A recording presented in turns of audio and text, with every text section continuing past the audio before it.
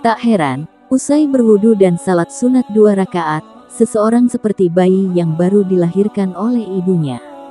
Demikian seperti yang digambarkan dalam hadits artinya, tidaklah seorang pun dari kalian yang mendekati wudunya, kemudian berkumur, menghirup air, dan melepaskannya, kecuali akan keluar kesalahan-kesalahan dari mulut dan hidungnya bersama air.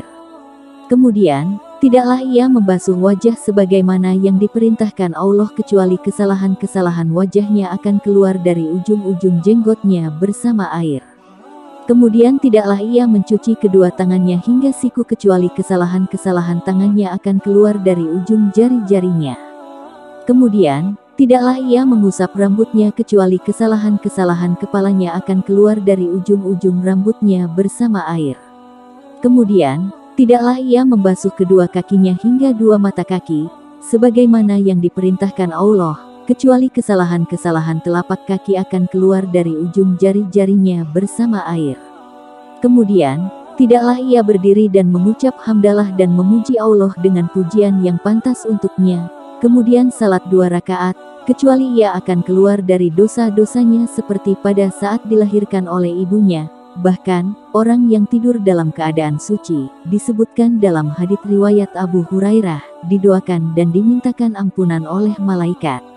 Sedangkan doa malaikat termasuk doa yang mustajab, artinya, siapa saja yang bermalam dengan keadaan suci dalam syiar yang suci, maka 1 malaikat bermalam bersamanya dalam syiar tersebut.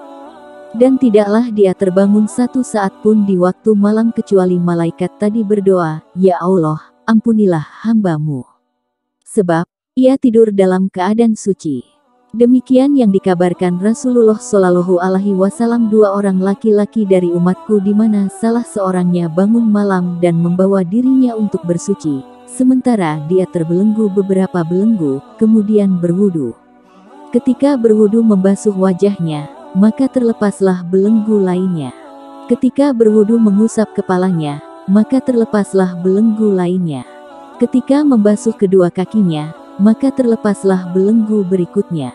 Kemudian, Rabi berfirman kepada mereka yang ada di balik hijab, sementara dalam riwayat Abu Hurairah, Rasulullah Shallallahu Alaihi Wasallam menyebutkan bahwa wudu dapat mengangkat derajat seseorang. Dengan catatan, wudu tersebut ditunaikan dengan sempurna.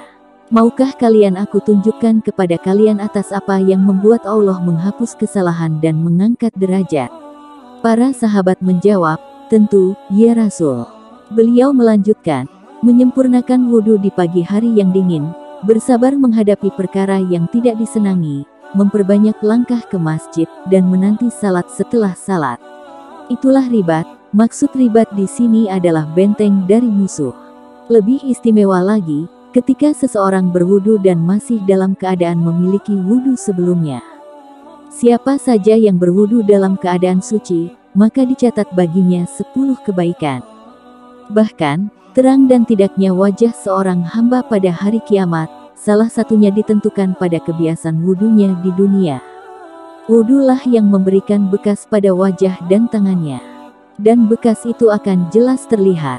Makanya Rasulullah Shallallahu Alaihi Wasallam menyarankan untuk melebihi bagian tubuh yang dibasuh pada saat berwudu. Demikian seperti yang disebutkan dalam riwayat Abu Hurairah. Pernah pada suatu ketika, Nuaim ibn Abdullah mendapati Abu Hurairah sedang berwudu di belakang masjid. Terlihat ia mengangkat kedua lengan atasnya. Kemudian, Abu Hurairah menghadap kepada Nuaim dan mengatakan bahwa dirinya mendengar Rasulullah Shallallahu Alaihi Wasallam bersabda, sesungguhnya umatku pada hari kiamat adalah al-gur dan al-muhajalun karena bekas wudu. Siapa saja yang mampu memanjangkan gurnya maka lakukanlah, artinya, cahaya itu diserupakan dengan warna putih pada kuda. Sebab, bagian kening, tangan, dan kaki yang biasa dibasuh saat wudu.